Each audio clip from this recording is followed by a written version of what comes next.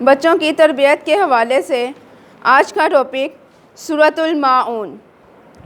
ماعون استعمال کی ان معمولی چیزوں کو کہتے ہیں جو عام طور پر پڑوسی ایک دوسرے سے مانگ لیا کرتے ہیں، جیسے برتن وغیرہ۔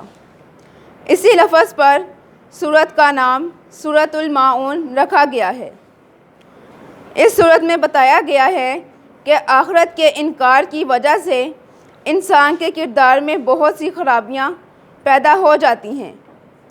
ایسے لوگ یتیموں پر ظلم کرتے ہیں، غریبوں کی نہ خود مدد کرتے ہیں اور نہ دوسروں کو اس کی ترغیب دیتے ہیں۔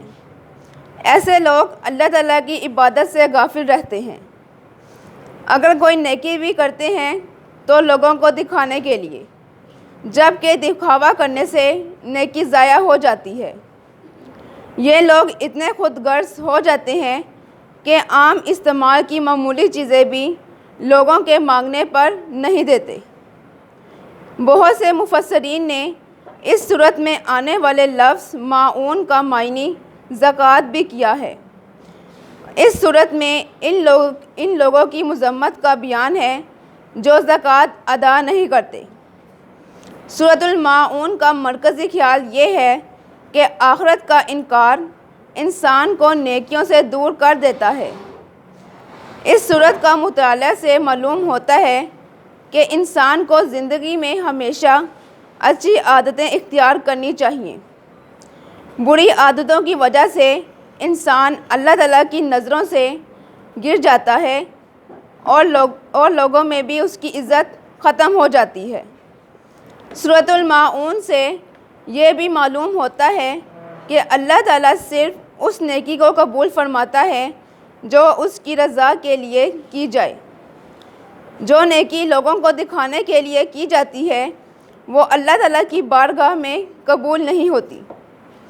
اللہ تعالیٰ ریاکاری اور نمود و نمائش کو پسند نہیں فرماتا۔ جی کس بچے کو سمجھ آئی ہے؟ ہاں جی شاہزیب۔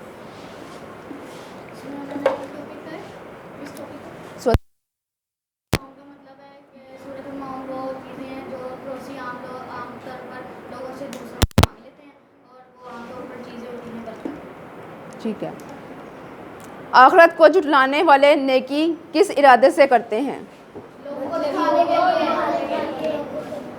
بری عادتوں کا کیا نقصان ہوتا ہے؟ بری عادتوں کا نقصان یہ ہوتا ہے کہ انسان معاشرے میں برباد ہو جاتا ہے، اللہ تعالیٰ کی نظروں میں بھی گر جاتا ہے اور دوسروں کی نظروں میں بھی۔